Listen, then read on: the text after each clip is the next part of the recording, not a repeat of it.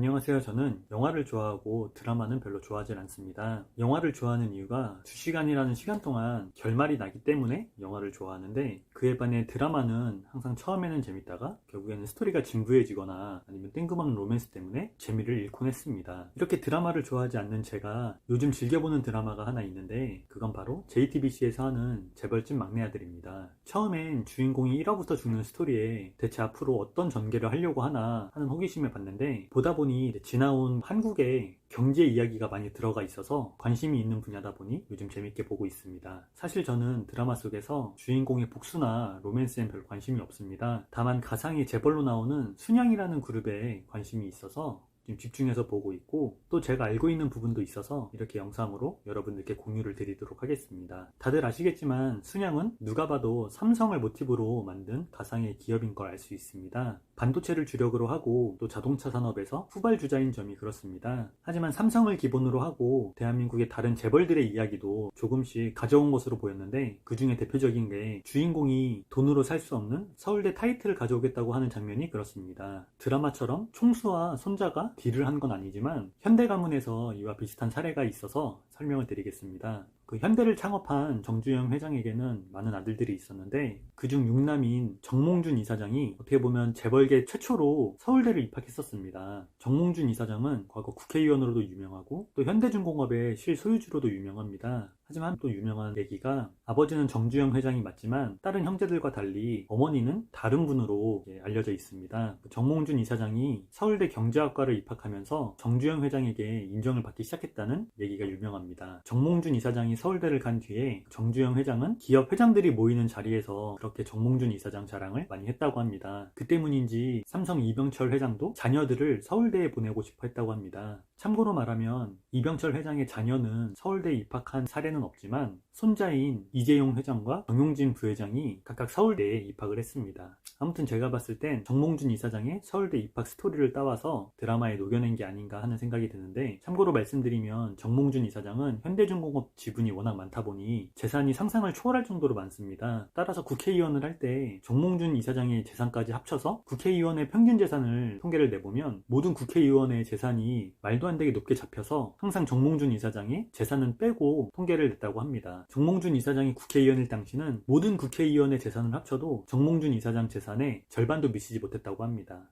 또 드라마를 보면서 제가 이제 다음으로 말씀드리고 싶은 건 극 중에서 한도제철로 나오는 한보그룹 이야기입니다. 부동산 가격이 폭등 혹은 폭락을 할 때 항상 언론에서 대표적으로 나오는 아파트가 하나 있습니다. 바로 대치동에 있는 음마 아파트인데, 이 음마 아파트를 지으면서 재벌로 도약한 그룹이 바로 한보그룹입니다. 한보그룹 같은 경우에는 아시는 분들도 많이 계시겠지만 스토리 자체가 좀 재밌는 부분이 있어서 짧게 소개를 드리겠습니다. 정태수 회장이 한보그룹의 설립자인데, 정태수 회장은 점쟁이의 말을 철석같이 믿어서 회사를 운영했던 걸로 유명합니다. 정태수 회장은 원래 세무공무원이었는데 점쟁이가 흙을 만지는 사업을 하라고 해서 세무공무원을 관두고 폐탄광을 인수를 해서 사업을 시작합니다. 그런데 원자재 값이 폭등하면서 떼돈을 벌게 되었고, 이렇게 건설업까지 뛰어들면서 음마 아파트로 재벌의 반열에 오르게 됩니다. 그런데 거기서 그치지 않고 점쟁이가 음마 아파트 상가 터가 좋다는 말에 회사가 부도날 때까지 한보그룹의 본사 주소지는 음마 아파트 상가였을 정도로 점쟁이 말을 들었었는데, 사실은 부도가 난 것도 점쟁이의 말 때문인 면도 있습니다. 바로 흙에서 멈췄으면 좋았을 텐데 쇠를 만지는 사업을 하라는 말까지 이어지면서 제철 산업까지 사업을 확장하기 시작했고, 제철소를 짓는데 막대한 돈이 필요하다 보니 감당하기 힘든 정도로 부채가 올라갔고, 그러면서 부도를 맞게 됩니다. 아무튼 드라마에서는 이러한 한보그룹인 한도제철을 인수하기 위해서 순양이 노력을 하고 또 비싼 값으로 인수를 하는 걸로 스토리가 이어지는데, 실제로는 삼성의 경우 한보그룹을 거들떠보지도 않았었습니다. 당시 한보그룹의 부채가 약 5조 원가량으로 거의 감당하기 힘든 정도로 높기도 했었고, 이전 GFC 영상에서 설명드렸던 것처럼 삼성그룹 역시 IMF 때 도곡동에 삼성타운을 짓는 계획을 포기하고 타워팰리스로 돌릴 정도로 위기감을 느꼈었기 때문입니다. 결론적으로 한보제철은 현대가 인수를 하긴 했는데 드라마처럼 바로 인수를 한 건 아니고, 사실상 국영기업인 포스코가 위탁 운영을 했다가 2004년에 들어서야 현대제철로 넘어가게 됐습니다. 계속 삼성과 현대에 대해서만 설명을 드렸는데, 대한민국 재벌 얘기를 할 때 롯데를 빼놓고 얘기하면 좀 아쉬운 부분이 있습니다. 그래서 이번엔 롯데의 이야기를 할 텐데, 드라마 속에서 투자자가 도너츠를 무척 좋아하고 또 주인공은 그 투자자를 위해서 그 도넛을 한국으로 들여오는 장면이 나옵니다. 이 장면이 바로 롯데의 이야기고 그 도넛 회사가 현재 크리스피 도넛입니다. 롯데 회장인 신동빈 회장이 과거 유학 시절에 도너츠를 무척 좋아했다고 합니다. 그 맛을 잊지 못해서 신동빈 회장이 직접 한국으로 크리스피 도넛을 들여왔고 지금까지 롯데에서 크리스피 도넛을 판매하고 있습니다.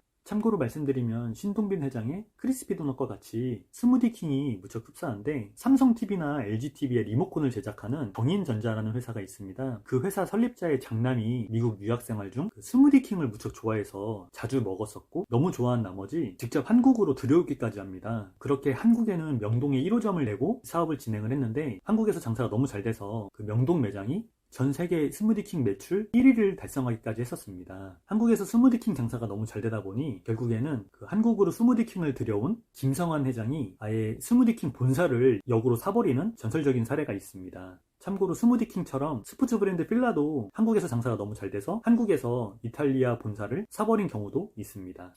드라마에서 중요하게 나오는 것 중에 하나가 IMF 직후에 정부 주도하에 이루어진 기업들 간의 빅딜입니다. 드라마상으로는 빅딜을 통해 순양이 아진자동차를 인수하려고 하는 내용이 나오는데 드라마 스토리가 어떻게 전개될지는 모르겠으나 실제와는 좀 다르게 흘러가고 있습니다. 그 드라마 속에서 아진자동차는 누가 봐도 기아자동차인데 극중에서는 순양이 아진자동차를 인수하려고 노력하지만 실제로는 삼성이 아닌 현대자동차 그룹이 기아자동차를 인수하면서 회사의 규모가 기하급수적으로 커졌습니다. 당시 빅딜은 자동차에만 국한된 게 아니었습니다. 정부가 기업들의 중복 투자를 막기 위한 조치였기 때문에 돈이 많이 들어가는 산업에서 대부분 이루어졌는데 그때 반도체 산업도 통폐합이 이루어졌습니다. 삼성만 미래를 예견해서 반도체 사업에 집중을 한 게 아니라 LG 역시 미래 성장으로 반도체에 집중을 하고 있었습니다. 하지만 그때 정부의 빅딜로 인해서 사실상 LG는 반도체 산업을 뺏기게 되고 그때 그 LG 반도체가 현재 SK 하이닉스가 되어 있습니다. 불과 몇 년 전에 반도체 호황으로 삼성전자 주식과 SK 하이닉스 주식이 고공행진을 할 때가 있었습니다. 과거 LG 반도체에서 이렇게 찢어져 나왔다는 걸 알고 있는 저로서는 LG한테 미안한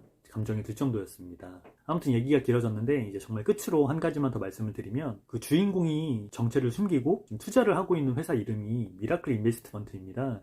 그런데 실제로 한국에서 미라클 인베스트먼트라는 회사가 존재를 했었는데 그 회사는 다름 아닌 청담동 주식부자로 유명했던 이희진이 운영했던 회사였습니다. 이희진은 이제 청담동 주택과 고급 외제차 등을 자랑하면서 성공한 투자자로 이제 이름을 날렸던 사람인데 결국에는 투자 사기로 이제 구속됐고 이제 수감 생활까지 마친 상태입니다. 기본적으로 돈이 많은 사람은 자신의 정체를 숨기기 마련입니다. 극중에 나오는 미라클 인베스트먼트가 하나의 사모펀드인 것처럼 돈이 많고 투자를 하려는 사람은 비용을 지불하면서라도 익명성 뒤에 숨기 마련인데 그와 반대로 돈이 많은 걸 자랑하면서 언론에 나온다는 건 사실은 돈을 바라고 있다는 의미와 같습니다. 그렇기 때문에 한창 청담동 주식부자로 이름을 날릴 때 다들 경계하라는 얘기가 많았었는데 그럼에도 불구하고 피해자들이 많이 나와서 개인적으로 많이 안타깝게 생각하고 있습니다. 아무튼 오늘은 요즘 재밌게 보고 있는 재벌집 막내 아들 이야기를 하면서 제가 알고 있는 기업들에 대해서 이야기를 했습니다. 사실 더 말씀드리고 싶은 내용이 많은데 영상이 너무 길어져서 기회가 된다면 또 영상을 제작해서 업로드 하도록 하겠습니다.